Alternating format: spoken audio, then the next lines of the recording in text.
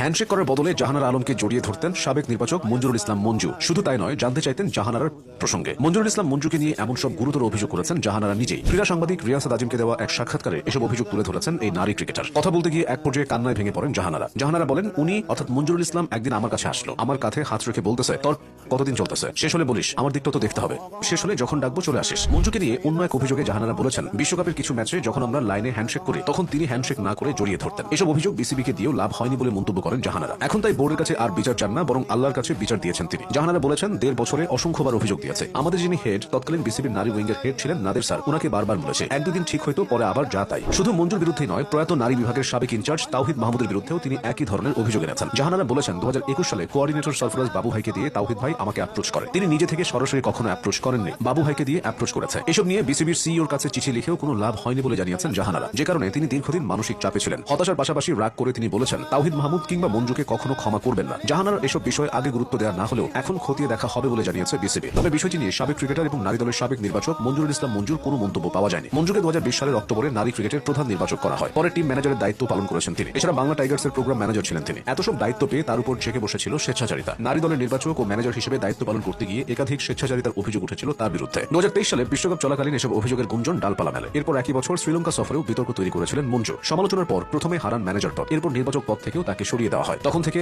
আর দেশের ক্রিকেটে মঞ্জুকে দেখা যায়নি। বর্তমানে চীনের নারী দলের প্রধান কোচ হিসেবে দায়িত্ব পালন করছেন সাবেক এই পেসার। সম্প্রতি তিনি অর্জন করেছেন লেভেল 4 কোচিং সার্টিফিকেট। অন্যদিকে বাংলাদেশের হয়ে 52 ওয়ানডে এবং 83টি টি20 খেলা জাহানারা সর্বশেষ আন্তর্জাতিক ক্রিকেট খেলেছেন 2024 সালের ডিসেম্বরে। এরপর থেকে 32 বছর বয়সী এই পেসার আছেন অস্ট্রেলিয়ায়। জাহানারা বিস্ফোরক অভিযোগ ভাবমূর্তি সংকটে বিসিবি, বিশেষ করে নারী ক্রিকেটে। এই ধরনের অভিযোগের সুষ্ঠু তদন্ত না হলে দেশের নারী ক্রিকেটের বড় ক্ষতি হবে বলে আশঙ্কা করা হচ্ছে। তবে শুধু নারী ক্রিকেটেই নয়, নিজের খেলোয়াড়ি জীবনেও মঞ্জুর বিরুদ্ধে গুরুতর কিছু অভিযোগ সামনে এসেছে নানা সময়। খেলা 71-এর বিশিষ্ট ক্রীড়া সাংবাদিক কাউসার মুজিব অপূর্ব এক ফেসবুক স্ট্যাটাসে লিখেছেন, মঞ্জু ভাইয়ের এই জাতীয় সমস্যা আগেও ছিল। মাশরাফির ফার্স্ট ট্যুরে 2001-এর দিকে সে নিজের আন্ডারওয়্যার ধুইতে বাধ্য করত। বিসিবি এগুলো সব জানে, জেনেও না দেখার ভান করে। কাউসার মুজিব অপূর্বর এমন কথা মাশরাফির আত্মজীবনীতেও উঠে এসেছে। যদিও সেখানে সরাসরি মঞ্জুরুল ইসলামের নামটা নেই, তবে আকারে ইঙ্গিতে তার দিকে ছিল অভিযোগের আঙুল। অবশ্য সেসব নিয়ে মঞ্জুকে কখনো জবাবদিহিতা করতে হয়নি। এখন জাহানারার অভিযোগের ভিত্তিতে কি পদক্ষেপ নেওয়া হয় সেটাই দেখার বিষয়।